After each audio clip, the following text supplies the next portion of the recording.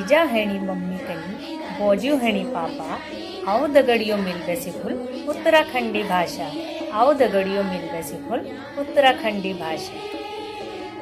नमस्कार, मैं दीपा अधिकारी उत्तराखंडी भाषा केंद्र नरेला में आप सब लोगों के नमस्कार करूँ। इन कक्षाओं में हम अपन नंतिनों के अपन संस्कृति दगड़ पहचान करने कोशिश करेंगे। हमार संस्कृति खान पान रहन सहन रीति रिवाज और संस्कार ले बताने की कोशिश करेंगे। नंतिनों दगड़ी खेल खेल में हम ले बहुत कुछ सीखनू और उन्हों के लिए सिखानू।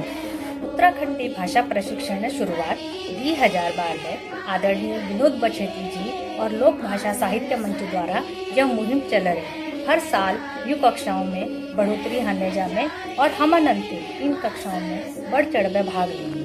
तो आप सब लोग लगाओ और यह मुहिम हम दगड़ जुड़े हमर और हमार नंतिनों उत्साह बढ़ाओ और ददा भूली आप सब लोग ले सीखे हैं ऐसा अच्छा। तो धन्यवाद। जय देवभूमि, जय उत्तराखंड।